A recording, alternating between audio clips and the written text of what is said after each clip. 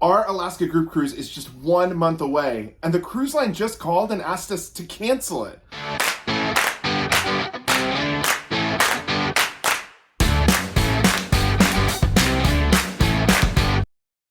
Hey everyone, what's up? My name is Jordan. And I'm Jared. And we are JJ Cruise. Thank you so much for joining us on the video today. The cruise industry this summer is doing some pretty wild things, and like it or not, we have been pulled into it. Yes, that is correct. We have our group cruise coming up, and of course, out of nowhere, we get a call, and we're going to talk about that call here in a bit and what the resolution is, and what does this mean for cruises overall. We know we're talking about our group cruise, but this could affect your cruise, and in fact, it probably will. But before we get into it, we ask you and invite you, please subscribe to the channel. All we do is cruise content. It's free to you, means the world to us, and while you're at it, hit that thumbs up. So a couple of days ago was embarkation day for our cruise to Iceland. We're currently on the Celebrity Silhouette. We get on board, we get unpacked, we start kind of getting ourselves set up for this amazing cruise to this wonderful destination when we see both on our iPhones that we get a voicemail. Since we are international and we are overseas, we don't accept phone calls. So that means that any calls that we get will just go straight to voicemail, and the voicemail will be sent to us.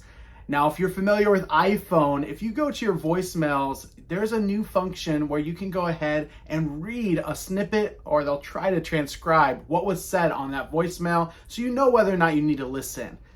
They did not do a good job of transcribing this voicemail, because we see a couple of things about celebrity solstice, the date of our sailing to Alaska, and then we just see the big word cancellation. And Jared and I begin to, panic, because we know that this is our group cruise. We have a wonderful group of JJ crew going to Alaska with us in a few weeks.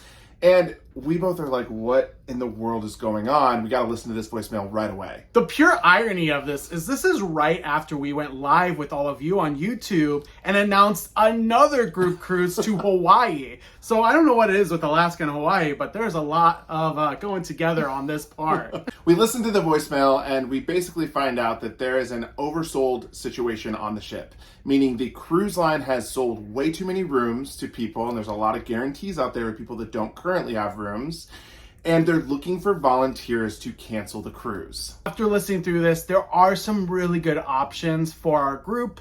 One of them being nothing. To just stay as is. You don't need to cancel. You don't need to change rooms or anything like that. You can just keep it the way it is.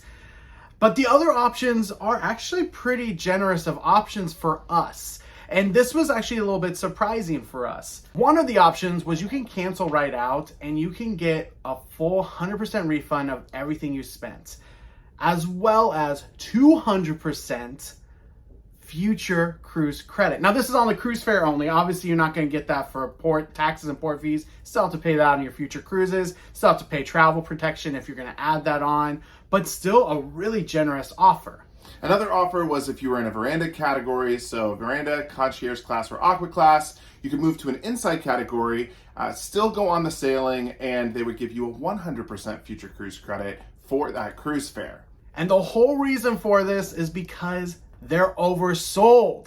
And that is something that we are seeing in this industry more and more. We know other cruise ships have had this same thing happen. Actually, right now, the Oasis of the Seas is going through this exact same thing.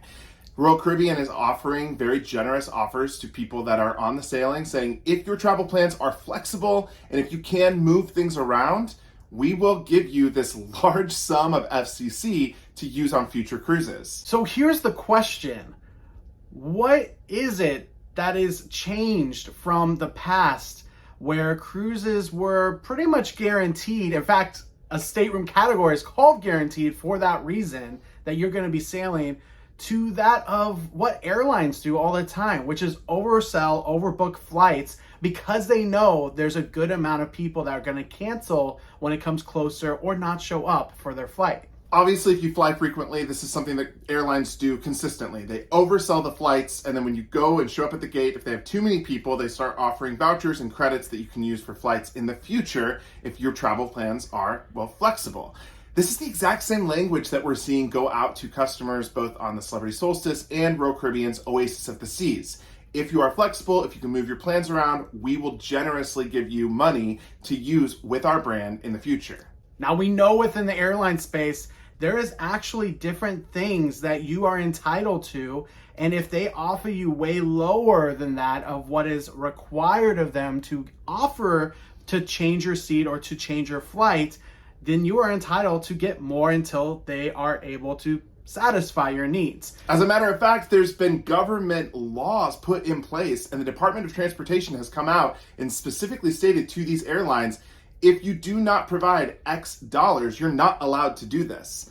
So our question is the cruise line industry next? Will they be kind of under the microscope by the government to say, you have to pay X amount if you're going to boot people off of your ship before the actual sailing? We really think that the cruise line, at least our cruise line for our group cruise, is doing a really generous offer. And of course, most of our group, if not all, is not taking this route. They're obviously wanting to go on this group cruise and have been looking forward to it, as are we looking forward to meeting everyone on board.